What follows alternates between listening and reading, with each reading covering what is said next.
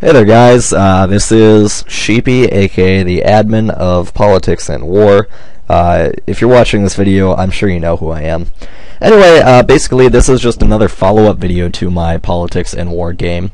That's really starting to take off actually, especially on our IRC channel. We're getting quite a few people in there, a lot of people supporting what we're doing. We actually just hit 50 nations today, which is kind of a big deal for something that really just started a month, maybe 2 months ago. So basically this is the home page as it appears now. Nothing really new here. I added a Facebook like box and essentially a Facebook page, mostly just so that it's just another way to advertise the game and get more people interested in it. And it helps with search result rankings, lots of stuff. But anyway, this is how it looks now. I've been setting up a few things probably since the last video. There's leaderboards. The world map has changed, I believe. We probably had forums before. We've got an IRC channel, and I'm thinking about a wiki. I put a link there, even though it doesn't exist yet.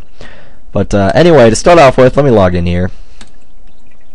Alright, easy peasy. Now, here's my nation as it stands. One of the neat features about Politics and War is you got this handy dandy bar at the top that it's got a link to your nation. It's got a link to your messages, your inbox, so you can see if people have sent you a message. It shows you how much coal you have, how much oil you have, uranium and food, and then how much cash you've got on hand. And basically, no matter where you scroll on the page, it follows with you, and it's a little bit transparent so you can see through it, which is handy. But anyway, this is just my nation page right now. As you can see, there's lots of neat new features. You get to pick where your nation is on the map specifically. You can pick a latitude and longitude, and so you can see that here's mine. It's where modern-day Portugal would be, although in this fantasy world, these countries don't exist, but the borders do show, just so you kind of get an idea of what's where.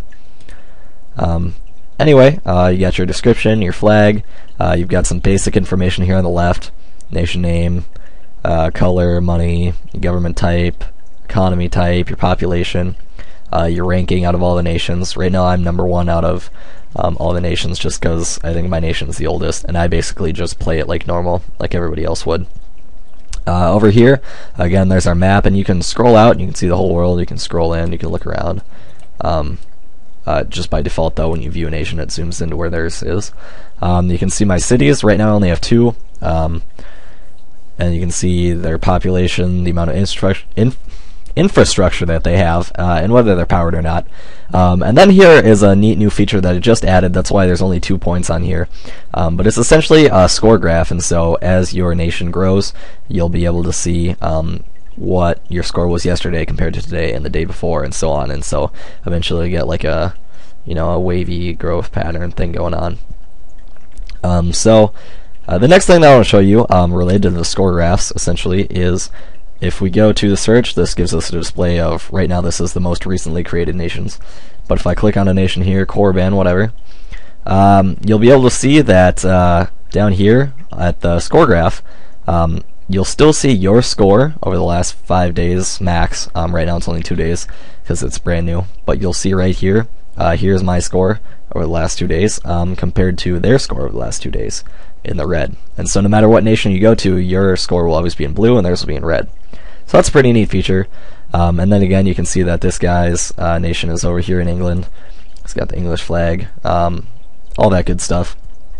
So if we take a look at the actual world map, this is set up to display the top 100 nations. Right now there's only 51 nations, so it shows all of them in the game.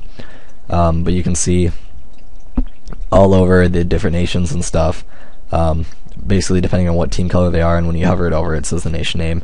And also the larger the size also displays how much score they have. So you can see here my country, Botopia, is pretty big compared to the other nations, and I have the highest score. This is the rank 2 number nation, Gems, Holistomania, also pretty big. And then you'll see smaller nations like here, Kelidum, that's probably just the default like 0.5 score. That's essentially what you start out with. So that's how that works, and so the stronger you are, the bigger your bubble will be. Just kind of a competition between players. Another neat feature is the leaderboards. These are relatively new. Right now, just by default, it shows you the nation leaderboards, and it'll show you the top 5 nations by score and top 5 nations by population. In this game, military actually plays an important role, having a standing military, so it's going to contribute a lot to your score. Right now, basically population is controlling everything. The highest population is the highest score, so these rankings are the same for both.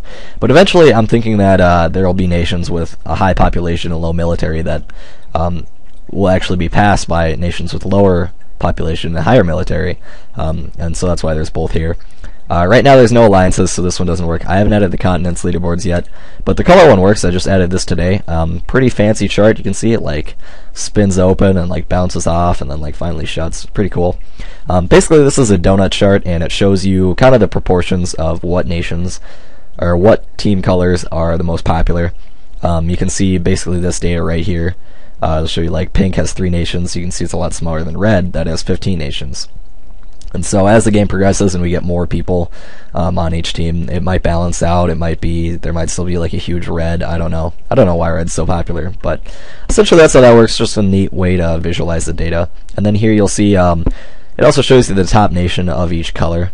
So you can see that Great Britain here, he's ranked number 9 overall in the game with a score of 17.2, but he's the top ranked pink team color nation, and that goes for each one, just different color or whatever. So essentially, that's the idea there. Pretty neat to look at. This IRC channel is new. Basically, it's just a Mibit. It's a Mibit chat client, and essentially, it defaults to your nation name as your nickname, but you can type in whatever you want here. And then when you connect, you'll be able to see the Politics and War channel on coldfront.net, and essentially you can chat with people or whatever. Pretty nifty. So we'll go back to our nation quick. You can see that I've also added messages since the last game. Right now I don't have any messages, but messages are a pretty cool feature. You can see that if I do something like to Holistomania, which is Gem, I can say, hey Gem, I'm sending you a message for a video. And I can say, neat, huh? And then I can send that message, and message successfully sent, blah blah blah. Go back, click the subject, it'll open it up, and you can see here it'll show my message to him, and when he sends a message back, it'll pop up on the left here in kind of a reddish color. It'll say from Holistomania, date, whatever, and then his message, and then you can easily just reply back and forth, almost like a text messaging conversation to iPhone, whatever. So you can say, this is reply number 2 for the video, and I can send that message, and you'll see it pop up here in a second.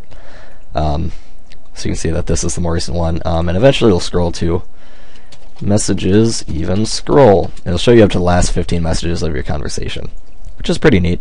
So now you can see that messages even scroll. This is reply number 2, and then you can scroll down to later messages or whatever, and when Gem messages me back, it'll show up as well. So that's basically how that works, and then you can also do cool things with your conversations. You can favorite them with the check marks in this box here. You can do with marked, you can favorite, so it stays with a star. That is just kind of for your own keeping track of. You can unfavorite things, you can mark as read, unread, which shows up here. And when you mark things as unread, or you have an unread message, you'll notice that you have messages new. It pops up here, and it'll also say messages, and you'll say how many messages you have. So that's a nifty feature there. And then you can also just delete conversations, which is neat too. So anyway, that's basically how that works. You can go to your cities list. Basically, you have the option to create a new city, which the price for that, it's fairly expensive. I'm trying to encourage people to build up cities instead of having a lot of cities. But essentially it tells you what the cost is. You can name the city, and then if you have enough money, you can build it. That's how that works. And then here you go. You can visit your cities. Right now you see my city of Dracus in Botopia. And it has a bunch of stats and information. I've added some new improvements. There's a farm which gives you food, and you need food to feed your people, essentially. There's some civil improvements, like a police station decreases your crime, hospital decreases your disease rate. Here's a hospital. Recycling centers will decrease pollution when that's added. Subways will decrease some pollution by having a mass transit system. They also increase your commerce rate by about 5%. And then you can also see there's commerce ones that have been added. These just increase your commerce rate directly, and so that'll allow you to make more money. There's military barracks, that's it. I also put a cap on the improvements. Essentially, you get 1 improvement slot per 50 infrastructure. So right now I have 650 infrastructure in this city, so I get 13 improvement slots, and you can see that I'm using 13 out of 13 improvement slots. And if you hover over this, it'll pop up and say improvement slots, available 0, use 13, total 13, or whatever numbers apply to your city. Basically, that's how that works. Your revenue page exists. This is where you can view how much money you're making. It shows your population, average income, how much of that money you're taking from them through your tax rate, how much money you currently have, and then your estimated gross income. And then if you take a look down here, you'll see, or on the next side, excuse me, you'll see your expenses. See them losing money for power plants, the resource production, military upkeep, and some city improvements. So I'm using about 25 grand a day, but I'm making 240 grand. And then the same thing goes for resources. You can see I'm drilling 30 tons of oil and I'm using 25, and so forth. And so that's how that works. And then you can see that each day you get an extra 1% interest on your income. So if you wait like 5 days, you'll get 5% interest. So plus it stacks, so you get your 5 days of income with 5% interest on it. But that's essentially how that works. Nothing too special, kind of the norm. You get to collect once a day, and that resets at midnight Mountain Daylight Time. And then the last thing, I guess, is your military, which if you click the military option, you'll see there's going to be more stuff here. Right now, the only thing that you can buy is soldiers. And to buy soldiers, you have to have a barracks in your cities. At least one city. The barracks in your city allows the amount, or decides the amount of soldiers that you can recruit a day. There's a limit on it so that you can't build like 10 million soldiers in one day, which is really a neat feature that essentially you have to pay for a standing military, and then that costs money every day that you have it. So you can see that I have about 6,000 soldiers, and that costs me $1.25 per soldier per day. So that's quite a bit of money, and the bigger your military gets and the more advanced units you get, you know, ships, planes, whatever, it's going to cost you more money to upkeep. So that's why military is so important.